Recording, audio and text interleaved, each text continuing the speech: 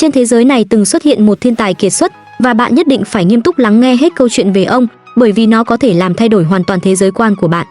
Vào năm 1879 sau công nguyên, tại thành phố Đức, một đứa trẻ trông chẳng mấy nổi bật đã chào đời. Thật khó tin rằng chỉ trong vài chục năm sau đó, ông lại có thể đặt nền móng cho một trong những công trình vật lý học vĩ đại nhất của thời đại hiện đại.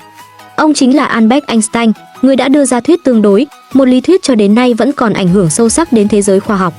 Ông cũng được xem là một trong những nhà vật lý vĩ đại nhất, sánh ngang với Newton trong lịch sử nhân loại. Cha của Einstein, ông Hermann, là một thương nhân, còn mẹ ông, bà Pauline Koch, là một nghệ sĩ piano có học thức từ nhỏ. Khi Einstein còn nhỏ, bố mẹ ông phát hiện rằng ông nói năng rất chậm. Mãi đến năm 2 tuổi, ông mới bắt đầu biết sử dụng từ ngữ, khiến cả gia đình vô cùng lo lắng vì sợ sau này sẽ bị rối loạn học tập.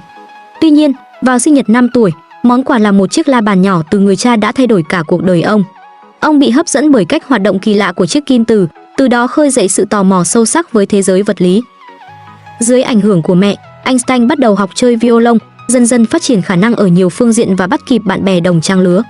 Năm 8 tuổi, ông chuyển đến học tại trường trung học Luitpold và sớm bộc lộ tài năng thiên bẩm ở các môn khoa học tự nhiên, dần bỏ xa bạn học.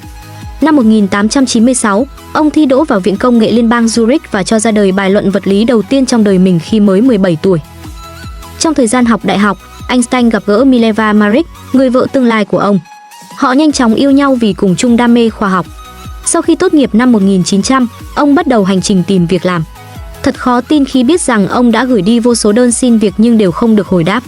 May mắn thay, nhờ sự giúp đỡ của bạn bè, ông trở thành một nhân viên tại Cục Sáng chế Thụy Sĩ, một công việc tưởng chừng bình thường nhưng lại là nơi khởi nguồn của những bước ngoặt lịch sử. Vào đầu thế kỷ 20, nhiều người trong giới khoa học cho rằng vật lý học đã bước vào giai đoạn ổn định. Có người thậm chí từng cho rằng những khám phá vĩ đại đã kết thúc, giờ chỉ còn là đo đạc chính xác hơn. Tuy nhiên, ít ai ngờ rằng sự thay đổi lớn nhất lại đến từ một nhân viên bình thường trong phòng cấp bằng sáng chế. Năm 1905, Einstein đã công bố 5 bài báo mang tính cách mạng trong ngành vật lý, trong đó có thuyết tương đối, tạo nên cơn địa chấn trong giới khoa học. Năm đó được hậu thế gọi là năm kỳ diệu của Einstein. Từ đó, ông dần dần xây dựng nên đế chế vật lý hoàn toàn mới. Năm 1921, nhờ những đóng góp to lớn cho nghiên cứu hiệu ứng quang điện, Einstein đã được trao giải Nobel vật lý. Đến năm 1932, ở tuổi 53, ông di cư sang Mỹ và bắt đầu tập trung nghiên cứu lý thuyết trường thống nhất, một lý thuyết ông theo đuổi đến cuối đời. Vào rạng sáng ngày 18 tháng 4 năm 1955, Einstein qua đời ở tuổi 76 vì xuất huyết não. Sau khi mất, người ta tìm thấy bên giường ông 12 trang giấy ghi chi chít các phương trình, đầy những nét viết nguệch ngoạc, minh chứng rằng đến phút cuối cùng của cuộc đời, ông vẫn không ngừng theo đuổi chân lý của vũ trụ. Thế giới từng có nhiều thiên tài lập dị, nhưng điều đặc biệt ở Einstein chính là tư duy không giới hạn và tâm hồn sâu sắc. Ông có thể sống trọn trong thế giới cô độc của toán học và vật lý, nhưng cũng không ngừng đặt câu hỏi về cuộc sống, về con người và về ý nghĩa tồn tại. Người ta vẫn lưu truyền một bức thư được cho là của Einstein gửi con gái, trong đó có đoạn viết: nếu chúng ta muốn giống loài của mình được tiếp tục tồn tại, nếu chúng ta muốn tìm thấy ý nghĩa cho cuộc đời này, nếu chúng ta muốn cứu lấy thế giới và tất cả sinh linh trong đó, thì tình yêu chính là câu trả lời duy nhất.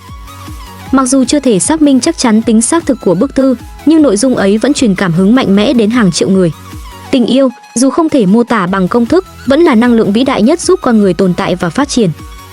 Einstein từng khám phá ra những bí ẩn sâu xa nhất của vũ trụ, nhưng điều làm ông vĩ đại không chỉ là những phương trình, mà còn là cách ông hiểu được giá trị của lòng nhân ái, sự bao dung và tình yêu thương. Đăng ký kênh để biết thêm nhiều kiến thức hữu ích nữa nhé.